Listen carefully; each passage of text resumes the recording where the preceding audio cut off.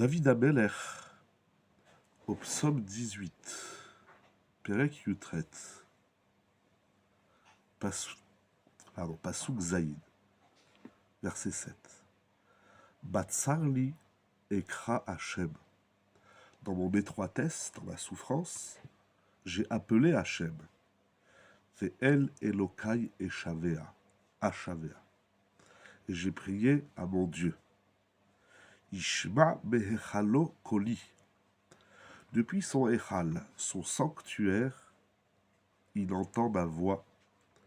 Veshavarti lefanav tavo beoznav. Et mon appel au secours, se présente devant lui, devant Hachem, dans ses oreilles. Qu'est-ce que ça veut dire Ishma behechalo koli? Il entend ma voix depuis son Echal, depuis le sanctuaire. Le Echal, c'est la partie du temple qui se trouvait avant d'entrer à l'intérieur du sanctuaire. Il y a le Echal et ensuite il y a le Kodesh HaKodashim. Qu'est-ce que ça veut dire qu'Hachem entend ma voix depuis son sanctuaire, depuis son sanctuaire? Le Baal Shem Tov explique Echal Nikra Hadibour. Le Echal d'Hachem, le temple d'Hachem, c'est la parole de l'homme, le Dibour. Nous devons prier à Hachem, notre tfila, c'est d'apporter notre parole devant Dieu, devant Akadosh Baour. Poursuit-il, et lorsque l'homme prie ainsi, c'est-à-dire je prends ma parole, je la présente à Hachem, alors les anges, les mishmarot, laissent l'homme tranquille, laissent la tfila passer.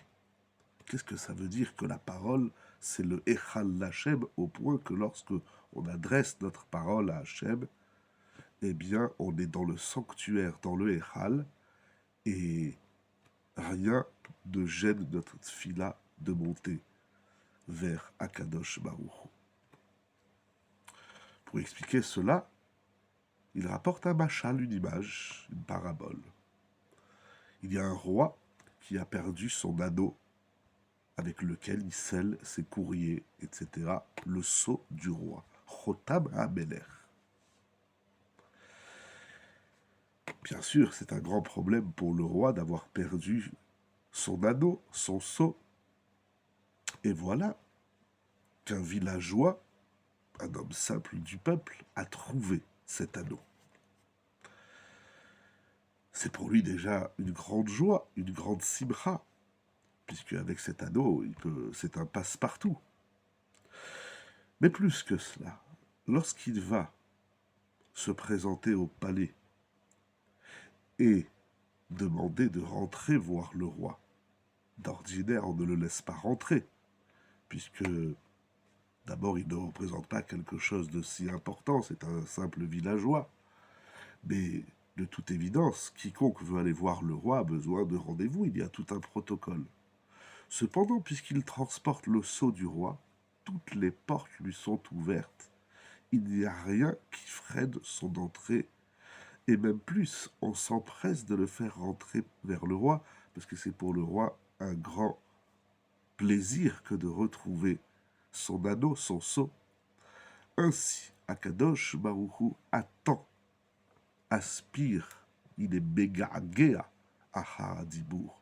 Akadosh Baruch Hu a, comme disent les sages au traité Yevamot, il a la ta'ava, si on peut ainsi dire, pour Akadosh Baruch Hu, le désir d'entendre la tfila de l'homme.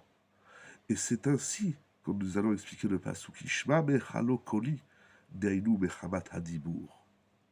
Il faut élargir ici le discours pour comprendre que la parole s'appelle Chotam HaMelech, le sceau du roi. Et lorsqu'on amène le sceau du roi au roi, eh bien ça nous ouvre toutes les portes.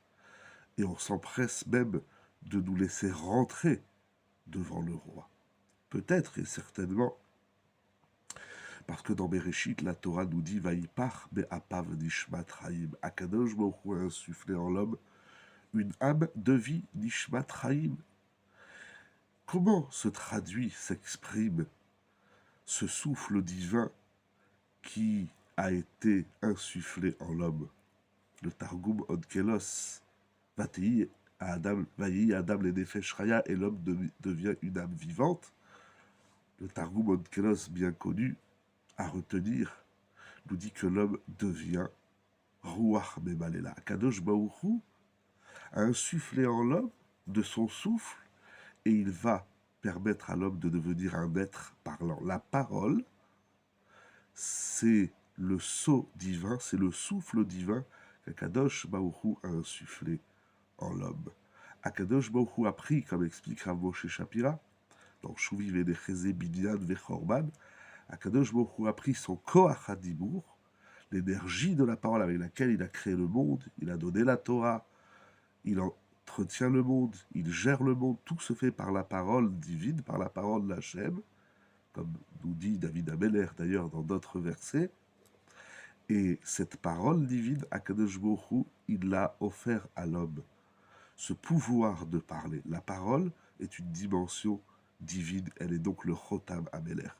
Et lorsqu'on sait adresser à Akadosh Baruch Hu une parole correcte, lui dire voilà, je viens, je me présente à toi avec le sceau, avec ce que tu m'as donné, avec ce don de la parole, eh bien, Akadosh Baruch Hu répond au tefilot parce qu'il entend cette douceur, cette saveur de la parole. Bien évidemment, comme le rappelle Rav Volbe dans Aléchour Chelek Aleph, cela engage l'homme à entretenir la qualité de sa parole, à ne pas avoir une parole négative, destructrice, une parole de lashon hara, de médisance, etc. Et plus que ça, de tenir uniquement des propos positifs, des propos d'encouragement, des propos dignes de la parole d'Akadosh Baruch Hu. C'est ça qu'on offre à Akadosh Baruch Hu, c'est ça qu'on présente à Akadosh Baruch Hu, la qualité de notre parole. Et notre parole est le Echal Hashem. C'est tout simplement incroyable de voir dans la parole quelque chose de divin. Il faut encore développer le discours, bien évidemment. Batsarli Ekra Hashem. David Ameller, il dit à Kadosh Baruch Hu, je me présente à toi dans mes moments de souffrance en te ramenant la parole, le Koach HaDibur, l'énergie parlante que tu m'as donnée dans toute sa saveur, dans toute sa profondeur et dans toute sa puissance. Et au nom de ça, il demande à Kadosh Baruch Hu que la parole soit entendue dans les oreilles d'Hachem pour que Hachem lui porte et nous porte le secours.